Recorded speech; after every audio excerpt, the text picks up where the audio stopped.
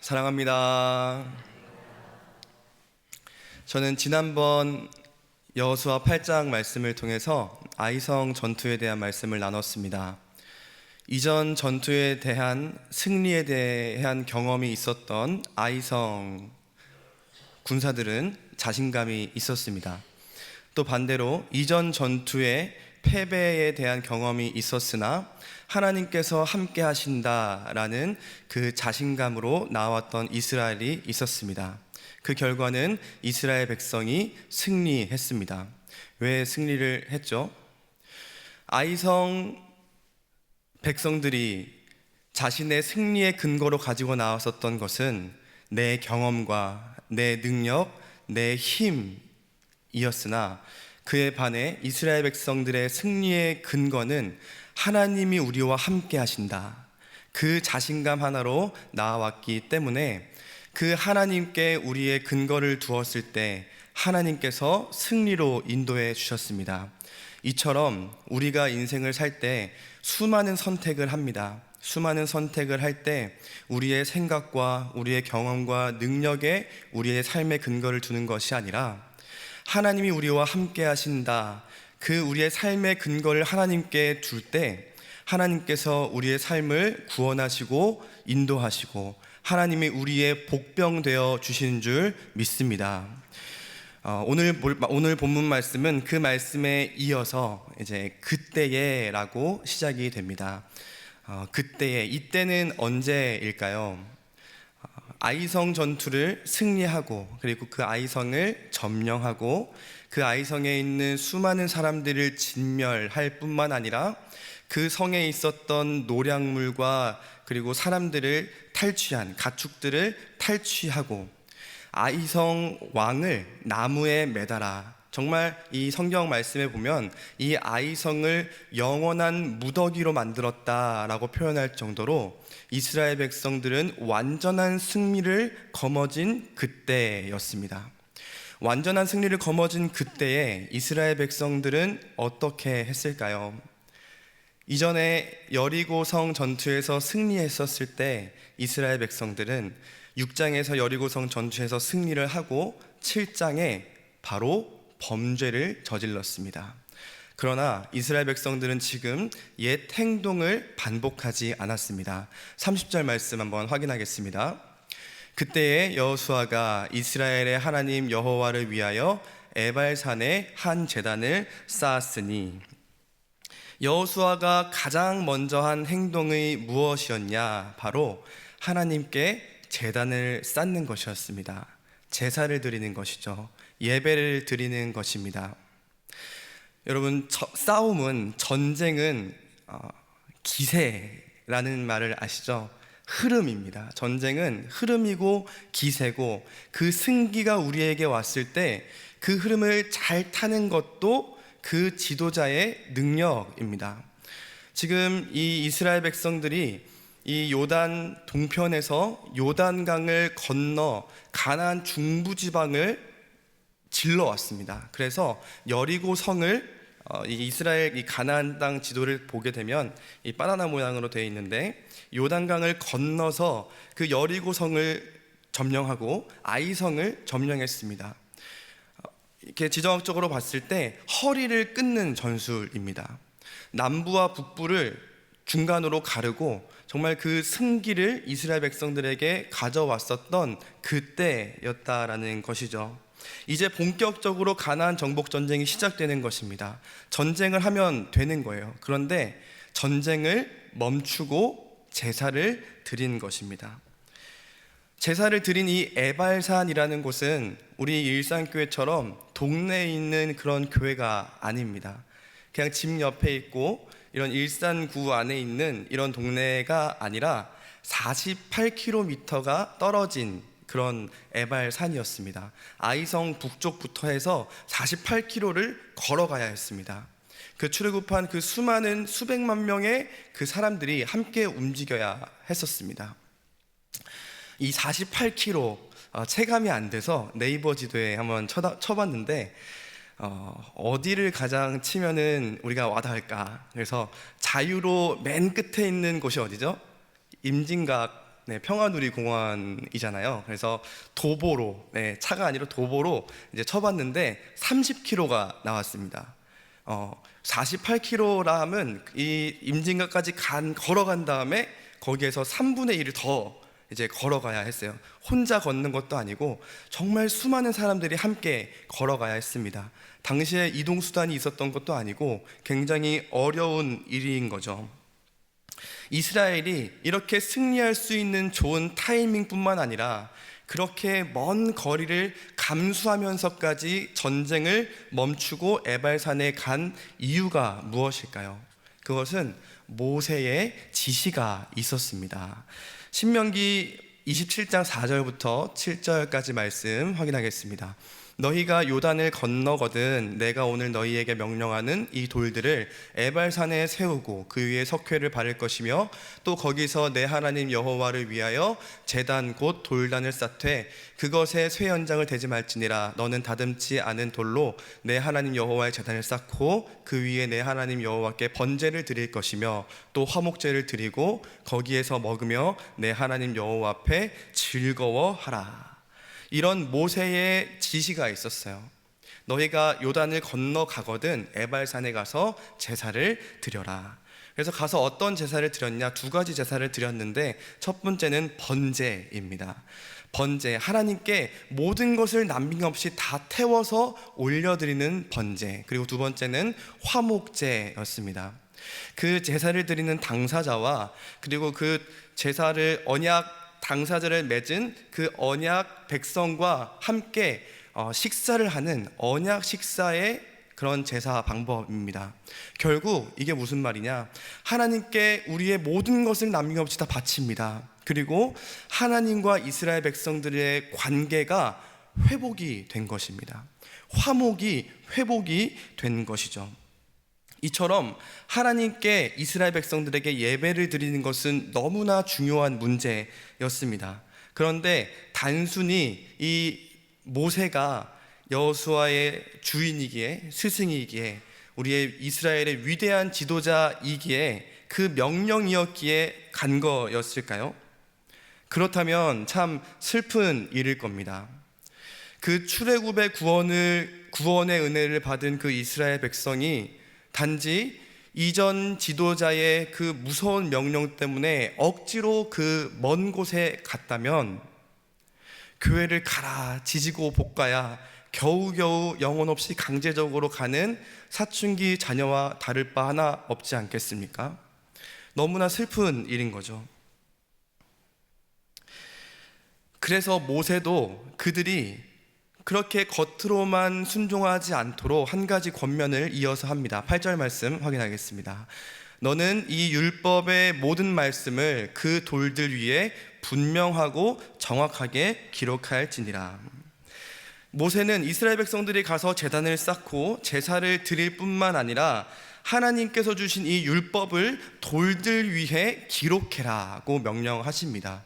그냥 단순히 기록하는 게 아니라 어떻게 기록하라고 했죠? 분명하고 정확하게. 여기에서 분명하고라는 뜻은 자세히 설명할 수 있게 라는 뜻을 가지고 있어요. 그리고 정확하게라는 뜻은 그것을 내가 옳게 여길 수 있고 그것을 즐거워하며 기뻐할 수 있게 라는 뜻도 함께 가지고 있습니다. 모세는 이스라엘 백성들을 요단 동편으로 보내면서 소망한 것입니다. 내가 비록 저 요단 건너서 그들과 함께 가지는 못하지만 그들이 내가 없을 때 내 말을 겉으로, 이 하나님의 말씀을 그냥 겉으로만 순종하기를 원하지 않았던 거예요. 그저 제단 쌓고 제사 드리면 끝이 아니라 하나님께서 주신 이 율법을 잘 이해하기를 원했던 것이죠. 이 말씀을 묵상하고 또 말씀을 전하는 저도 소망해 봅니다. 여기 계신 모든 성도님들께서도 그저 오늘 말씀처럼 그저 관성에 이끌려 이 자리에 있는 것이 아니라 교회만 오고 가는 것이 아니라 내가 지금 서 있는 이곳에서 하나님의 말씀을 분명하고 정확하게 알기를 소망합니다. 그리고 우리는 함께 소망하는 마음으로 또 함께 기도하기를 원합니다. 내 자녀와 내 공동체, 내 교회, 내가 속한 모든 곳, 그곳에 우리가 서 있는 지금 이곳에서 하나님의 말씀 속에 담긴 그 하나님의 마음을 정말로 자세하게 설명할 수 있도록, 하나님의 그 마음을 기뻐하며 즐거워하며 세상 가운데 말할 수 있는 그런 교회, 내 자녀, 내 가정이 될 수 있도록 그런 우리 소망하는 마음을 가졌으면 좋겠습니다. 이스라엘 백성들이 이곳에서, 이 에발산에서 또 무엇을 했을까요? 첫 번째는 가서 제단을 쌓고 제사를 드렸습니다. 두 번째는 그 하나님의 율법을 돌들 위에 기록했죠. 세 번째는 무엇을 했냐면 모든 백성 앞에서 하나님의 말씀을 낭독했습니다. 33절 4절 말씀 보겠습니다. 온 이스라엘과 그 장로들과 관리들과 제사장들과 본토인뿐만 아니라 이방인까지 여호와의 언약궤를 맨 레위 사람 제사장들 앞에서 교회 좌우에 서되 절반은 그리심산 앞에 절반은 에발산 앞에 섰으니 이는 전에 여호와의 종 모세가 이스라엘 백성에게 축복하라고 명령한 대로 함이라. 그 후에 여호수아가 율법책에 기록된 모든 것대로 축복과 저주하는 율법의 모든 말씀을 낭독하였으니, 이스라엘 백성의 절반은 그리심산에 섰습니다. 그리고 이스라엘 백성의 절반은 에발산 옆에 섰습니다. 그리고 축복과 저주의 말씀을 이제 선포하는 것입니다. 여호수아 말씀에는 이렇게만 나오지만 신명기 말씀에는 좀 더 자세하게 나와 있습니다. 27장 11절부터 13절 말씀 보겠습니다. 모세가 그날 백성에게 명령하여 이르되 너희가 요단을 건넌 후에 시므온과 레위와 유다와 이사갈과 요셉과 베냐민 이 6지파는 백성을 축복하기 위하여 그리심산에 서고, 르우벤과 갓과 아셀과 스불론과 단과 납달리 지파는 백성을 또 저주하기 위하여 에발산에 서고, 이스라엘의 절반, 이 6지파는 그리심산에 섰어요. 절반은 에발산에 섰습니다. 그 산들은 이스라엘 백성들에게 그냥 동네에 있는 그냥 등산하는 그런 산이 아닙니다. 그냥 산이 아니라 이스라엘 백성들에게 이 그리심산은 축복의 산이었습니다. 그리고 이스라엘 백성들에게 이 에발산은 저주의 산이었어요. 왜냐? 하나님의 말씀을 받은 그 모세의 입을 통해서 이미 우리에게 선포되어진 말씀이었기 때문입니다. 이스라엘 백성들은 어느 산에 올라가고 싶었을까요? 그리심산에 올라가고 싶었을까요? 에발산에 올라가고 싶었을까요? 여러분은 어떠십니까? 그리심산에 올라가고 싶으십니까? 에발산에 올라가고 싶으십니까?